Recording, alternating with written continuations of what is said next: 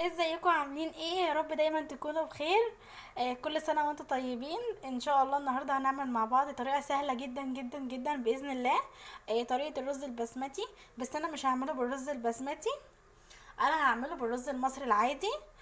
بس كل حاجة نفس الرز البسمتي بالظبط. اول حاجة معايا هنا بصلتين صغيرين، هعملهم دلوقتي في الكبة.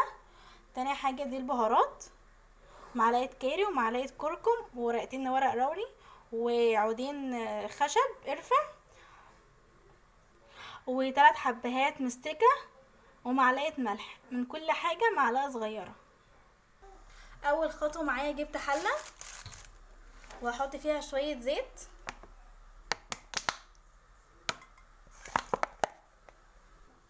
تاني خطوه بعد ما حطينا الزيت في الحله هنفرم بقى البصلتين.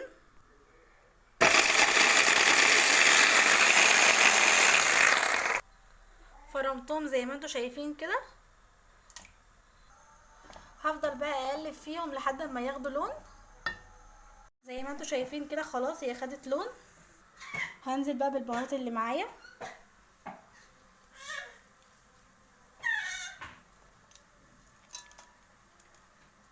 نزلت بكله ما عدا الملح، هسيب الملح دلوقتي في الاخر.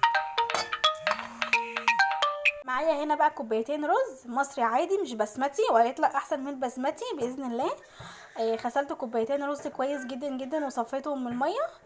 وبعد ما البهارات مع البصل مع الزيت ياخد كده تشويحه هنزل بالرز. خلاص دلوقتي كل حاجه خدت لون، هنزل بقى بالرز دلوقتي. هنزل بقى دلوقتي بالملح.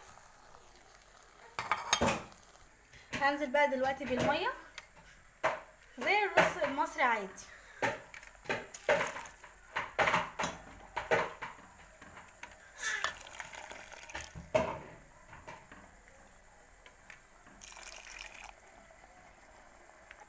هنا اهو خلاص حطيت الميه، اكن اهو خلاص نزلت بالميه.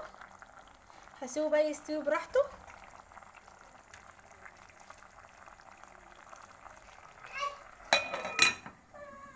خلاص الميه اتشربت زي ما انتوا شايفين كده. هوطي بقى النار واسيبه يستوي براحته.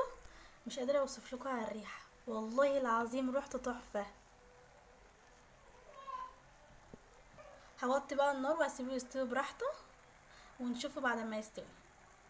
ما تنسوش اللايك. الرز زي ما انتوا شايفين مش قادره اوصف لكم على الريحه، والله العظيم تحفه تحفه تحفه.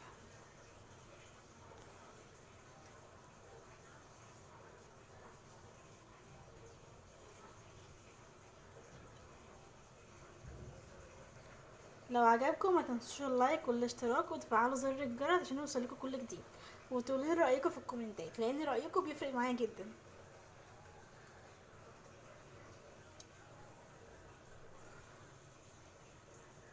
باي باي.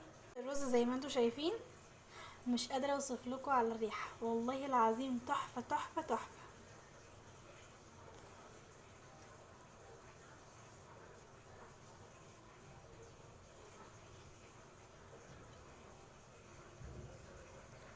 لو عجبكم ما تنسوش اللايك والاشتراك وتفعلوا زر الجرس عشان يوصلكوا كل جديد، وتقولوا لي رايكم في الكومنتات لان رايكم بيفرق معايا جدا.